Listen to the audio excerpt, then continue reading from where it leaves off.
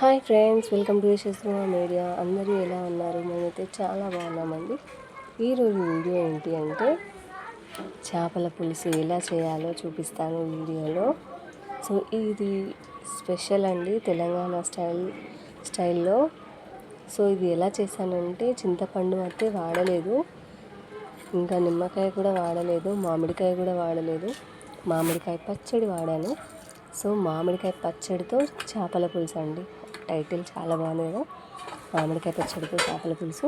So ఇదైతే నేను first time చేస్తున్నాను. ఇంతవరకు నేనైతే ఇప్పుడు చేపల పులుసు అనేది ట్రై చేయలేదు, అసలు వండలేదు. ఎందుకో తినను కాబట్టి నేను ఎప్పుడు వండడానికి ట్రై చేయలేదు. సో నేర్చుకోవాలి అని అనిపించింది. ఈరోజు అయితే నేను ఖచ్చితంగా చేయాలి అని అనుకున్నాను. సో చేశాను. వితౌట్ చింతపండు చేయాలి అని అన్నారు.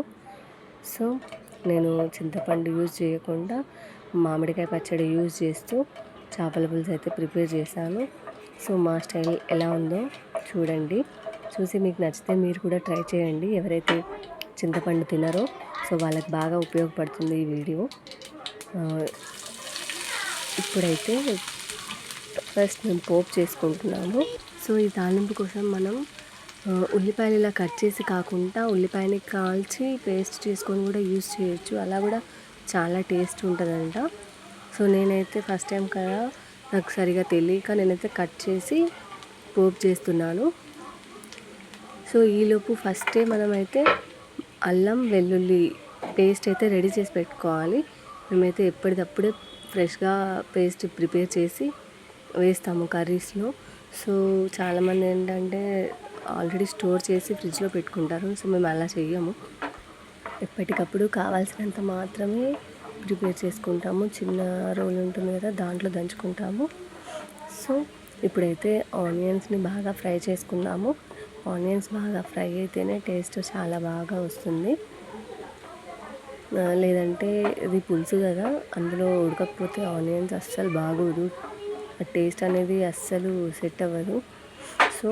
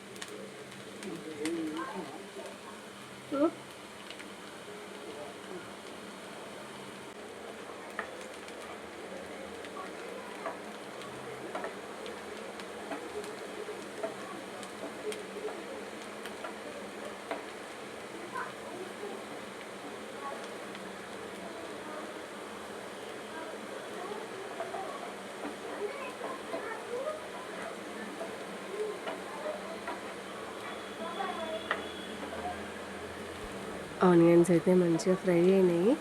ఇట్లా ఫ్రై అయిన తర్వాతనే మనం పసుపు అనేది వేసుకోవాలి, లేదంటే పసుపు కూడా మాడిపోతుంది. సో నేనైతే పసుపు కొంచెం ఎక్కువగానే వేసాను, ఎందుకంటే కొంచెం కలర్ మంచిగా కనిపించాలి కదా. సో మనం ఆర్టిఫిషియల్ కలర్స్ యూజ్ చేసే బదులు పసుపే కొంచెం ఎక్కువగా వేసుకుంటే కలర్ అనేది మంచిగా కనిపిస్తూ ఉంటుంది. సో ఇప్పుడు ఏం చేయాలి అని అంటే, మనం ముందుగా ప్రిపేర్ చేసి పెట్టుకున్నాం కదా అల్లం వెల్లుల్లి పేస్ట్, అదైతే కొద్దిగా వేసుకోవాలి. ఇప్పుడు కొద్దిగా వేసుకొని మళ్ళీ తర్వాత మనం పులుసు వేస్తాం కదా, అప్పుడు ఉడికేటప్పుడు కొద్దిగా వేసుకోవాలి. సో నేనైతే ఇప్పుడు కొంచెమే వేసాను, కొంచెమే కాబట్టి కర్రీ వేసి అది మొత్తం మంచిగా కలిసేలాగా కలిపెట్టుకోవాలి. అసలు నాన్ వెజ్ కర్రీ అంటేనే మనకు ఖచ్చితంగా అల్లం వెల్లుల్లి పేస్ట్ అనేది కంపల్సరీ ఉండాలి. అది ఉంటేనే టేస్ట్ అసలు. సో ఇది మొత్తం అయితే బాగా కలిసేలాగా కలుపుకోవాలి.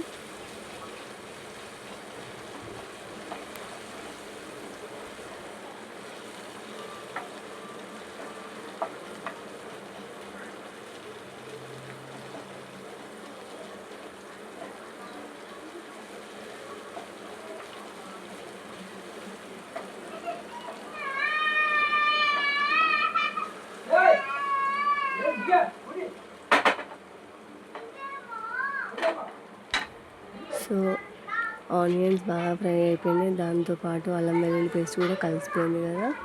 సో ఇప్పుడు మన ఫిష్ ముక్కల్ని దాంట్లో ఒక్కొక్కటిగా మంచిగా పేర్చుకోవాలి. సో ఇది చాలా డెలికేట్ కర్రీ కాబట్టి మనం ఎలా పడితే అలా కలపకూడదంట. సో నాకు ముందే వాళ్ళు చెప్పారనమాట ఇంట్లో వాళ్ళు, నువ్వు బాగా కలపొద్దు, అది ముక్కలు ఖరాబ్ అయిపోతాయి అని చెప్పేసి. సో నేను చిన్నగా ఒకదాని తర్వాత ఒకటి అలా పేనంలో మొత్తం పేర్చాను. సో ఫస్ట్ అయితే నేను పులుసు వేయలేదు. సో ఇవి ముక్కలు కొంచెం ఫ్రై అయిన తర్వాత నేను మామిడికాయ పచ్చడిలో వాటర్ వేసి కలిపి పోసాను. సో అప్పటిదానికనైతే నెమ్మదిగా ఒకటి అలా చుట్టూ తిప్పేసుకుంటూ మంచి మగ్గనిచ్చాను.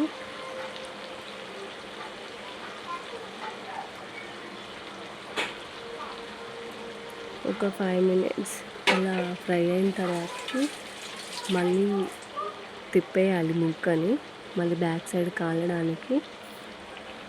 సో అలా ప్రతి 5 minutes ఒకసారి ఒక 2-3 times అలా తిప్పేసుకోవాలి. అలా అయితేనే మంచిగా రెండు వైపులా ముక్క కాలుతుంది మంచిగా.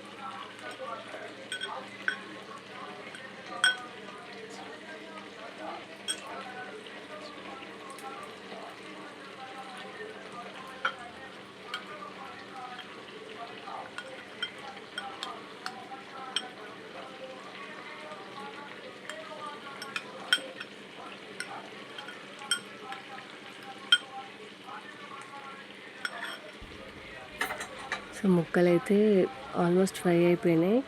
ఇప్పుడు నేను మామిడికాయ పచ్చడి తీసుకొని అందులో వాటర్ పోసి కలిపి ఇంకా డైరెక్ట్గా దీంట్లో వేసేసాను కర్రీలో.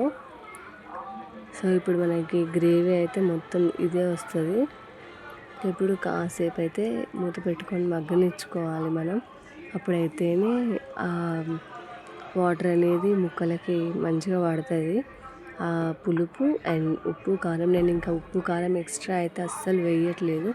ఎందుకంటే మామిడికాయ పచ్చడిలో ఉన్న కారము ఇంకా ఉప్పు, ఇంకా ఆల్రెడీ మనం అల్లం వెల్లుల్లి దంచేటప్పుడు కొంచెం ఉప్పు వేసుకుంటాం కదా, ఆ ఉప్పు ఇదే సరిపోతుంది. ఇంకా నేనైతే వేయలేదు. ఒకవేళ మీకు సరిపోలేదు అనిపిస్తే మాత్రం మీరు కొంచెం యాడ్ చేసుకోండి. నేనైతే చేయలేదు, మాకు అదే కరెక్ట్గా సరిపోయింది. ఎందుకంటే కర్రీ కొద్దిది కదా, అందుకని. సో ఇది ఉడికేటప్పుడే, ఈ పులుసు ఉడికేటప్పుడు కొద్దిగా మెంతిపిండి, ఎంత చిటికెడే మెంతిపిండి వేసుకోవాలి. సో దాంతోపాటు నేను ఫస్ట్ చెప్పా కదా కొంచెం అల్లం వెల్లుల్లి పేస్ట్ పక్కకు పెట్టుకోవాలి అని, అది కూడా ఇప్పుడు ఉడికేటప్పుడు దాంట్లో ఆ పులుసులో వేసుకోవాలి.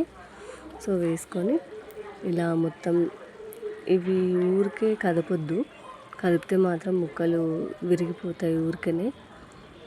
సో అలా పక్కకు జరుపుకుంటూ ఉండాలి. ఇంకా తర్వాతకి ఇలా తిప్పేసుకుంటూ ఉండాలి.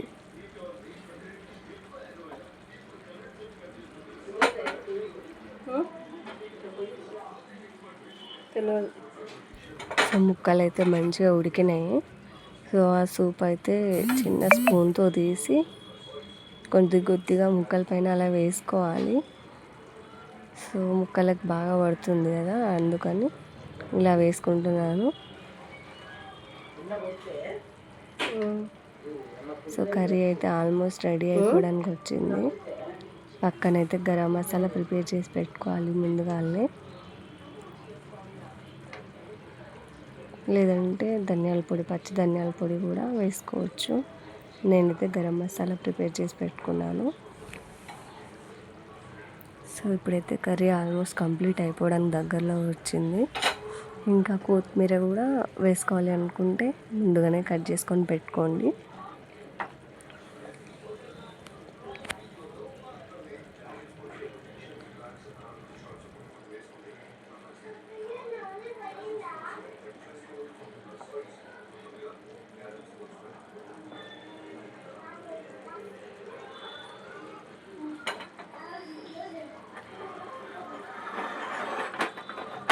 సో స్పూన్తో ఈవెన్గా కలవకపోతే ఇలా కొద్దిగా షేక్ చేయండి, అప్పుడు మంచిగా కలుస్తుంది. ప్యాన్ అలా షేక్ చేస్తే. సో మనకు అంత ఎక్స్పీరియన్స్ లేదు కాబట్టి నేను ఒక 1 టైమే చేశాను, పొరపాటున కింద పడుతుందేమోనని.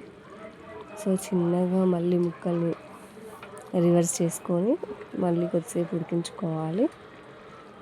సో అది తీస్తుంటేనే కొంచెం విరుగుతున్నట్టు అనిపిస్తుంది నాకు, మళ్ళీ ఎక్కడ విరిగిపోతాయో అని భయం వేసింది.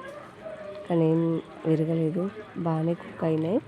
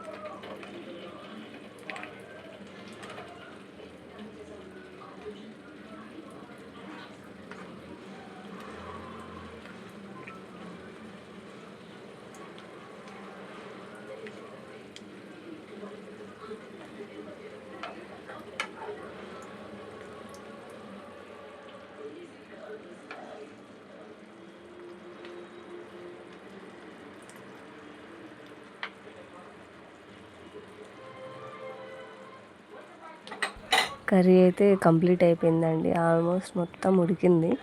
సో ఇప్పుడు ఇంకా ఫైనల్గా మసాలా ఇంకా కొత్తిమీరతో కంప్లీట్ అయిపోతుంది కర్రీ. సో నేనైతే గరం మసాలా ప్రిపేర్ చేసుకున్నాను దీనికోసము, అది కూడా కొద్దిగానే వేసాను, బాగా స్పైస్ ఎక్కువగా ఉండకుండా. చిన్నపిల్లలు కూడా మంచిగా తినొచ్చు సూప్ వేసుకొని. సో గరం మసాలా అయితే వేసేసాను, ఇంకా నేను కదపలేదు, అదే అందులోకి మంచిగా అవుతుందని ఇంకా కొత్తిమీర కూడా కట్ చేసుకొని పెట్టుకున్నాను. సో అది కూడా ఫైనల్గా వేసేసి స్టవ్ అయితే ఆఫ్ చేశాను. సో చూస్తుంటే నోరు ఊరిపోతుంది కదా.